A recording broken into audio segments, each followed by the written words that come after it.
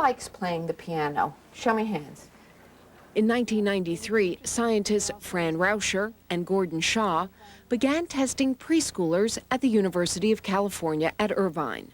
A little music apparently does wonders for your child's IQ. We'll tell you more about that.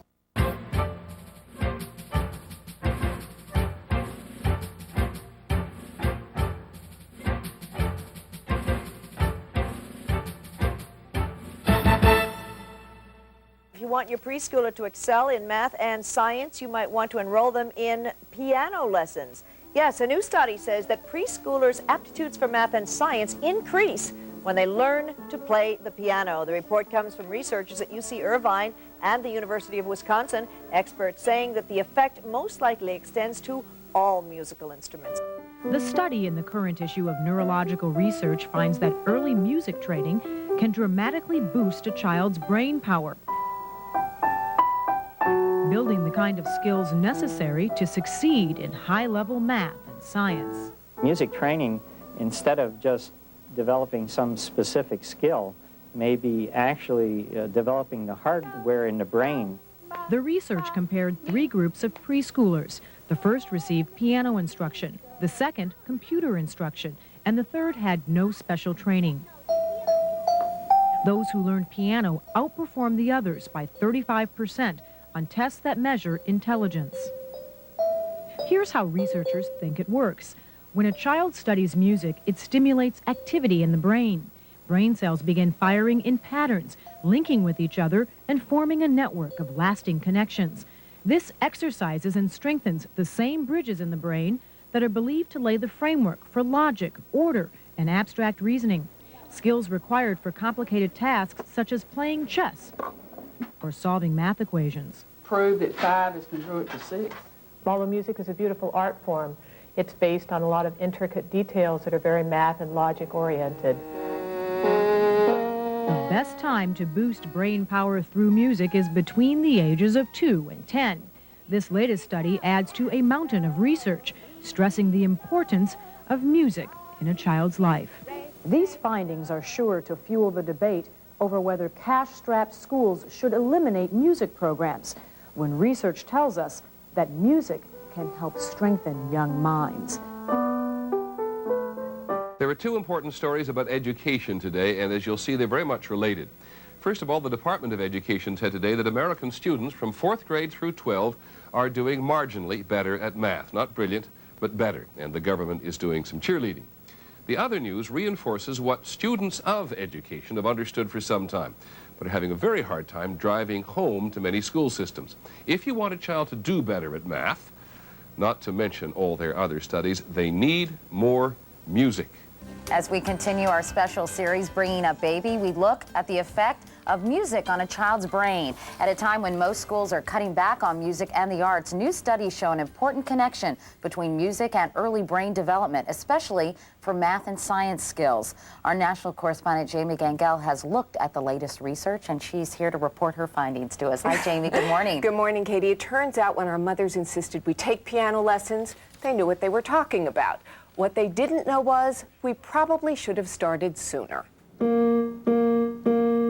The studies show that early music training, especially piano lessons, can actually boost a child's brain power. In 1993, scientists Fran Rauscher and Gordon Shaw began testing preschoolers at the University of California at Irvine. To the record. After just 6 months of playing the piano, 3 to 5-year-olds showed dramatic improvement doing these puzzles, spatial reasoning tests that are critical for math and science. The researchers believe the music stimulates early brain development, actually forming new and permanent connections.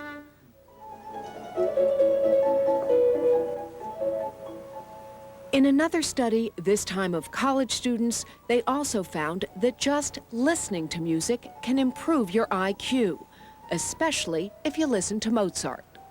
They found that after just 10 minutes of listening to this Mozart sonata, the students' scores on spatial reasoning tests improved 30%. Their most recent study pitted the piano against the computer.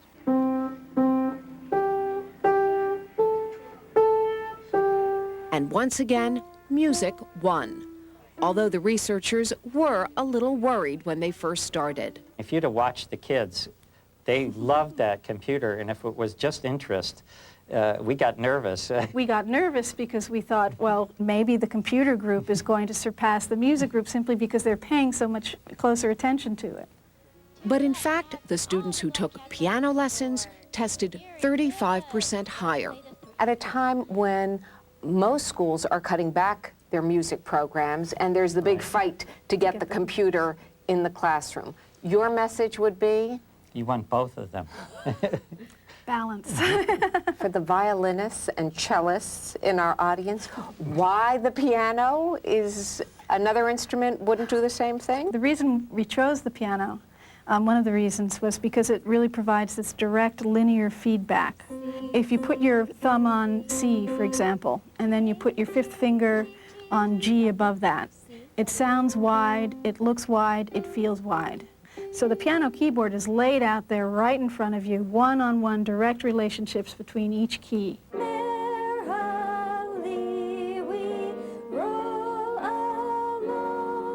It may not always sound like Mozart, but schools like McGee Elementary in Genesee Depot, Wisconsin, are already seeing a difference after just 6 months. The students who receive the piano instruction are able to focus to a greater degree, are able to be more centered in the instruction, generally are doing better.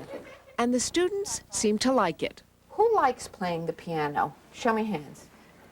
Why do you like the piano? Because it's kind of fun, because you can play it and there's different sounds and stuff. Because you could hear the music. And I like how we play it because that loosens up our fingers. Oh, show me.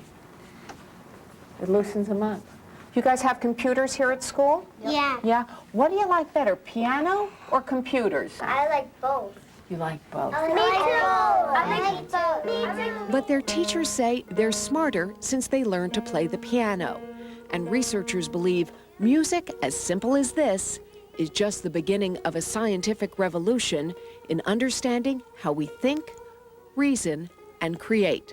Second study, this one seems as obvious to me as logic itself, that music and math skills are interrelated. Beethoven knew it, Mozart knew it, Plato knew it, everybody's always known that. I think it's just important for us to take the time to realize that music is just fractions and timing and movement. And that teaches the basics of mathematics, and without math, there's no music, there's no arts. They don't call them a quarter note and a half note for nothing. Exactly, and I just want to say one thing, Charlie, I think it's important for parents to realize that music is communication, as well as organization and creativity. If you can get that out of your child early in life, that's going to open up the doors for everything else. It's that enthusiasm that's contagious. So anything you can do to that, to get that out of your child, use it. Music's a great resource for that. I guess music, really, since there's 8 notes in the scale, you're working on base 8, really. Any musician, I do know musicians that are terrible at math, but overall, they do have a better understanding of fractions, decimals, timing, things like that. And that's really the thing, is if you can get kids to be confident and have more self-esteem, and music's a great way to do that. When you get done learning how to play the piano or a song or anything, self-esteem goes up, you're going to feel a lot more excited about learning, and that's important for kids. What does the research say about children's potential? The conclusion is not that every child can be made into a Mozart or an Einstein, but that the stimulus that a child receives early in life helps determine how well his or her brain functions throughout life.